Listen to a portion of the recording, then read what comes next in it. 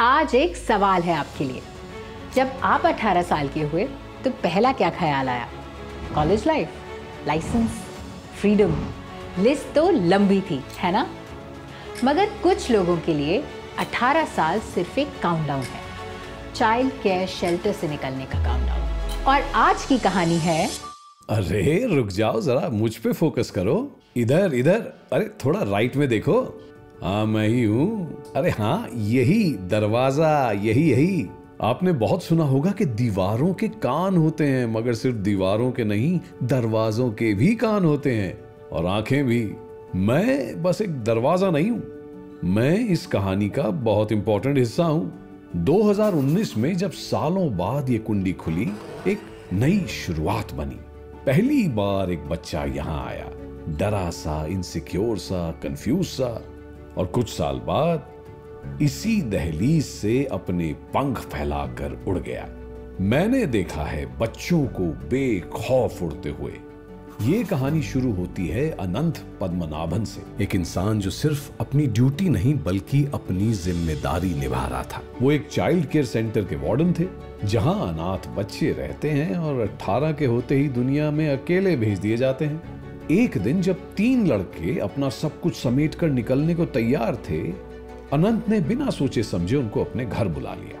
ये सिर्फ एक टेम्पररी स्टे होना था, पर 3 दिन से 3 हफ्ते, 3 महीने और 3 साल कब बन गए पता ही नहीं चला। तो प्लान ये बना कि एक सेंटर बनाया जाए, एक ऐसा सेंटर जहां ऐसे बच्चों को कल के लिए तैयार किया जाता है। अनंत, 2 और साथियों और मैंने मिलकर कुछ शुरू किया।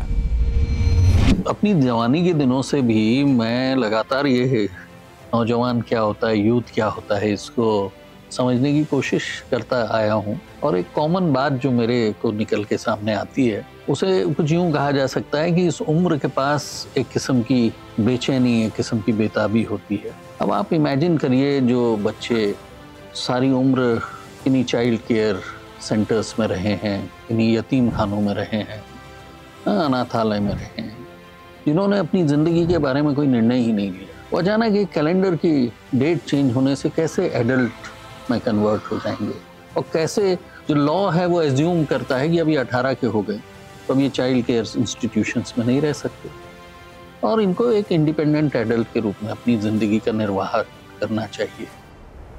शुरू से हमारा काम चाइल्ड केयर इंस्टीट्यूशंस के साथ ही था। चाइल्ड केयर इंस्टीट्यूशंस मतलब ऑर्फनेजेस और शेल्टर होम्स।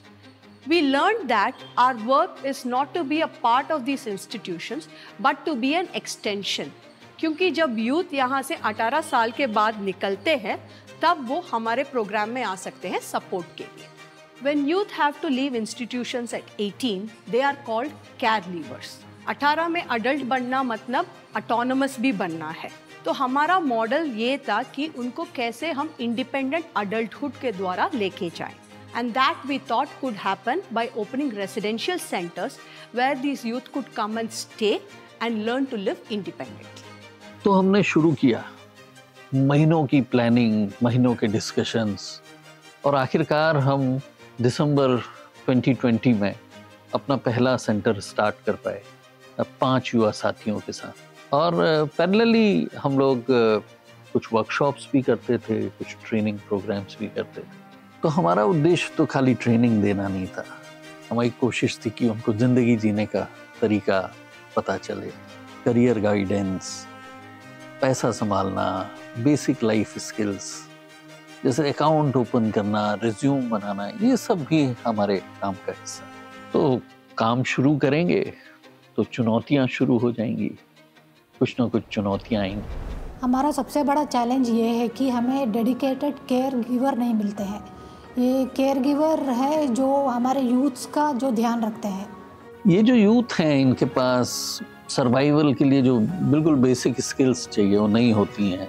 फिर खुद को संभालना, नौकरी को संभालना, पैसे को कैसे रखना, तो इनको बहुत सारी काउंसलिंग की ज़रूरत होती है, गाइडेंस की ज़रूरत होती है, स्किलिंग की भी ज़रूरत होती है। Another key challenge area is the team emotional and mental well-being. This is very important because it's not easy task as you come every day and deal with the youth who needs the support their emotional well-being and their mental well-being.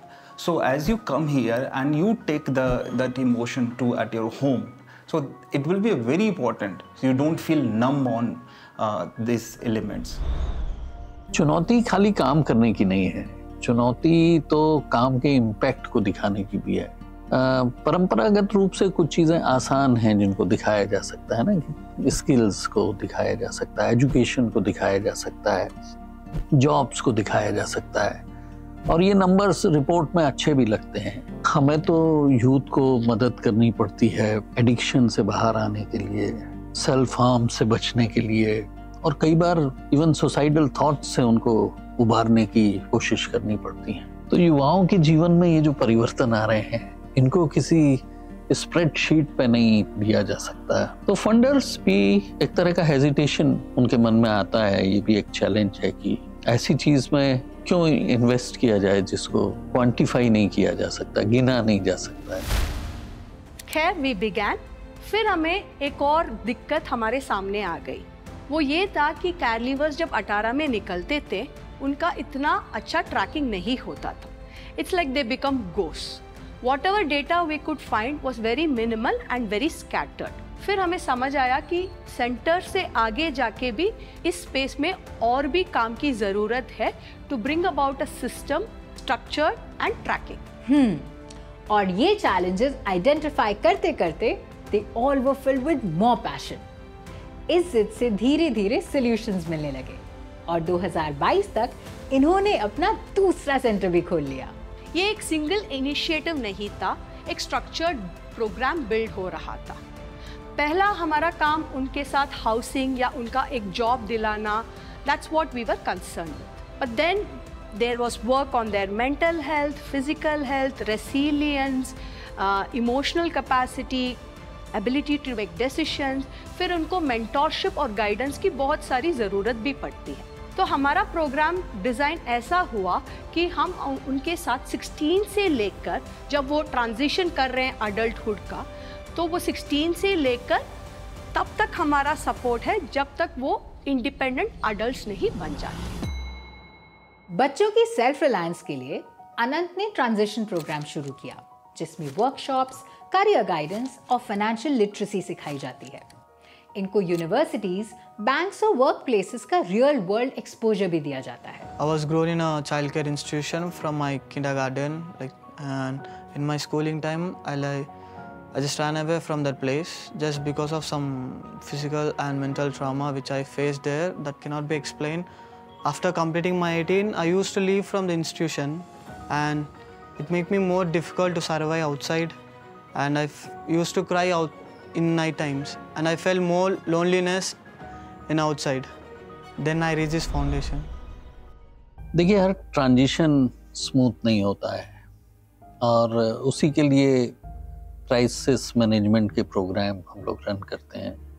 जैसे कि सद्भावना centre है, वो एक drop in centre है जहाँ पे mental counselling भी मिलती है और तरह के भी सपोर्ट दिए जाते हैं। कोई भी यूथ किसी किस्म की इमरजेंसी में होता है तो ये सिस्टम उसके साथ खड़ा रहता है हमेशा।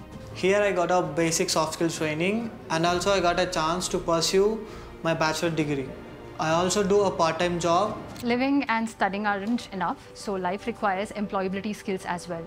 So what we aim here at We Live is the YPs are getting real life skills. So for that they go for fundraising and marketing work, and we also have our organic store where the YPs are just expected to show up on time, that hey, you're learning just to manage the store. So they're not just searching for jobs here, but they're actively building their future at We Live. Our job is not to help them survive, but it is to make them self-reliant. पहली बार मुझे लगा कि अपनी life को मैं खुद control कर सकता हूँ और ये मेरा चांस है। From one home to multiple centers, from just 3 boys to hundreds of young people finding support. This is what real change looks like. और आगे? तो आगे का प्लान सिंपल है, keep going and keep growing. अपनी तरह के और संस्थान हैं जो उनको भी इस काम में मदद करने का है।